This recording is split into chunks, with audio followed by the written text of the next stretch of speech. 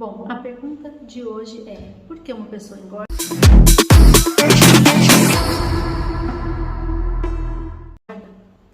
Simples, porque há um balanço energético positivo. E o que é isso? É quando o consumo extrapola o gasto energético e, em consequência, você ganha peso e pode se tornar obeso. Mas por que pessoas com a mesma dieta e o mesmo nível de atividade física ganham mais peso que outras? Qual o papel, então, da genética nesse processo? Nós temos basicamente 3 tipos de alterações envolvendo a genética que pode levar à obesidade. A gente tem causas chamadas monogênicas, ou seja, que envolvem apenas um gene, uma mutação única em um único gene, e ele é principalmente localizado na via da leptina, que é um hormônio que regula saciedade e fome. A obesidade sindrômica, que não é simplesmente uma questão de fome e saciedade, mas ela envolve outras características da pessoa, como algumas malformações, um funcionamento errôneo de algum tipo de órgão. E existe a obesidade poligênica, que ela é causada pela contribuição de um grande número de genes, e não apenas um, e ele é amplificado num ambiente promotor de ganho de peso, um ambiente obesogênico. A gente sabe que a evolução do índice de massa ela é fortemente influenciada por base genética de cada indivíduo por várias décadas. Entretanto, a programação dessa curva de índice de massa em crianças não significa que vai evoluir para a obesidade obrigatoriamente na vida adulta, porque se ela aprender a comer direito e tiver uma restrição dietética, aumento de atividade física, isso pode limitar o ganho de peso que estava programado na sua genética, Em relação às causas monogênicas, nós sabemos que as formas conhecidas de obesidade desse tipo em seres humanos são muito raras e são severas, e elas geralmente começam na infância e são constituídas por mutações em pelo menos 8 genes envolvidos, resultando numa hiperfagia, acompanhada ou não de outras alterações, como por exemplo alterações imunológicas, frequentes infecções respiratórias, às vezes retardo na puberdade e até hipoglicemia, entre outras. Então, na obesidade monogênica, acontece que os sinais hormonais envolvendo os 3 hormônios que regulam fome e saciedade, grelina, leptina e insulina, eles são normalmente detectados por receptores que são localizados no nosso hipotálamo. Esses sinais, então detectados, eles resultam na produção de uma substância que tira a fome ou outra que aumenta a fome, uma anorexogênica e uma orexogênica.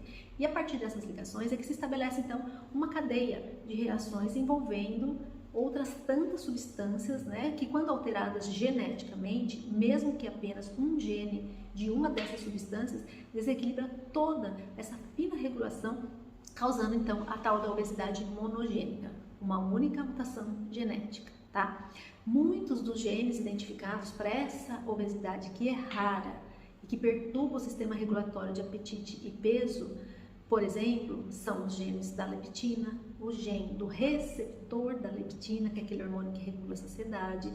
Tem outros receptores com nomes muito complicados, Então é melhor a gente não entrar em detalhes, mas eu vou colocar aqui as siglas desses genes para vocês verem quantos podem ser envolvidos, Então, no mínimo, tem 8 ou mais aqui, acho que eu posso citar para vocês 10 ou 12 genes que podem estar alterados e apenas um deles já trazer a conformação de obesidade monogênica.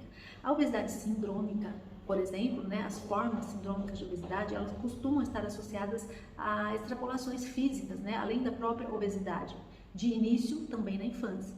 Então isso pode ser causado por alteração em um único ou uma região inteira de cromossomos, maior, que engloba então vários genes.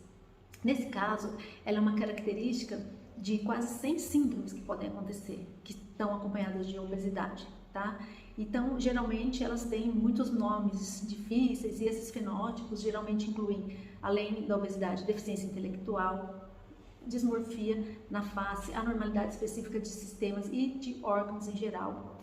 E as formas mais frequentes dessa obesidade sindrômica, por exemplo, é a síndrome de Bardet-Biedl e a síndrome de Prader-Willi. Já em relação à obesidade poligênica, embora hajam perturbações genéticas e elas desempenham sim um papel importante na determinação da suscetibilidade do indivíduo a esse tipo de obesidade, o papel do ambiente, das interações entre o gene e o ambiente é totalmente determinante, levando então a um crescente interesse da literatura, no papel da epigenética no desenvolvimento da obesidade. Então, isso oferece assim, uma explicação mais lógica para a crescente epidemia de obesidade nas últimas décadas, né? Sem uma mudança radical no genoma da humanidade. Então, em organismos como nossos, seres humanos, o código genético é muito homogêneo no corpo inteiro, mas a expressão desse código varia, depende do tipo de célula. Então, a epigenética é o estudo das mudanças hereditárias na expressão genética e não no tipo de DNA, e essas modificações epigenéticas potencializando ou silenciando a expressão de certos genes em tecidos, tá?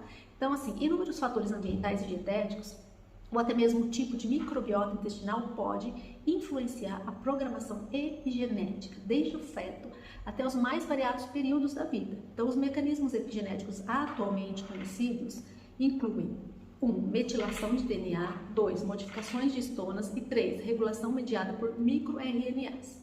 É importante entender que esse tipo de obesidade, ele pode trazer, sim, a história familiar pesando, né? Então, filhos de pessoas obesas têm mais possibilidade de ser obesas, mas não é aquela obesidade escancarada que já começa na infância com hiperfagia e mudanças físicas visíveis e mudanças funcionais ou cognitivas visíveis. Não, esse é o tipo de obesidade mais comum, que pode, sim, trazer uma herança genética, mas não com mudança de DNA. Não houve uma alteração no seu DNA. Geralmente houve uma modificação, um silenciamento de algum gene, ou então a superexpressão de outro, devido a comportamentos extra, né, orgânicos, ou seja, o meio ambiente envolvido e muito relacionado com dieta, que é a nossa área.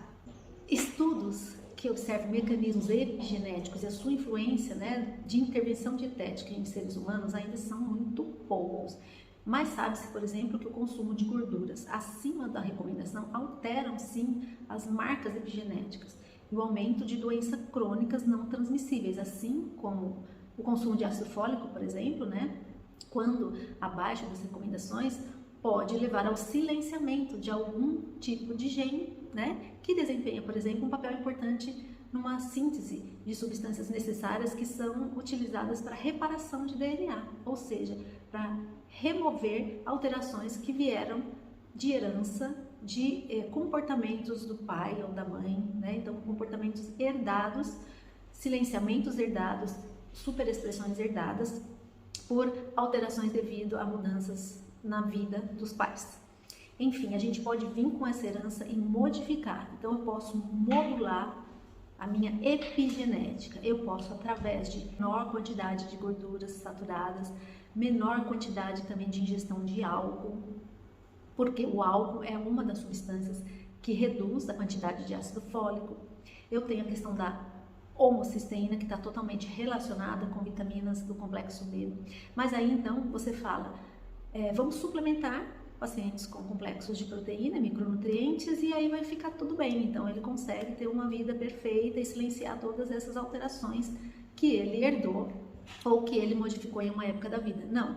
Os estudos, em geral, eles mostram que polivitamínicos ou suplementos, ou seja, essas substâncias descoladas do alimento, não trazem melhoras em relação à mortalidade, prevalência de doenças. Então, parece que o que importa é que esses micronutrientes eles estejam incutidos no alimento. É uma simbiose entre os nutrientes, é uma simbiose entre os micronutrientes. É o papel do alimento como alimento integral, íntegro, pouco alterado. Então, a gente volta naquele conceito de que a obesidade pode ter uma causa genética, são muito raros, né? Mas também por outros agentes, como poluição, radiações, etc. Mas, em geral, eles fazem com que a pessoa perca o equilíbrio de fome e saciedade. É basicamente aí que reside o grande problema. É eu saber a hora que estou satisfeita, a hora de parar de comer e, dentro das minhas escolhas, fazer escolhas mais saudáveis para que esses alimentos sejam o medicamento, ou seja, o meio aonde eu vou purificar o meu DNA. Bom, a minha mensagem era essa, espero que eu não tenha sido muito complicada e que vocês tenham entendido porque as pessoas são tão diferentes na hora de ganhar peso, ok? Então, qualquer pergunta pode mandar por aqui.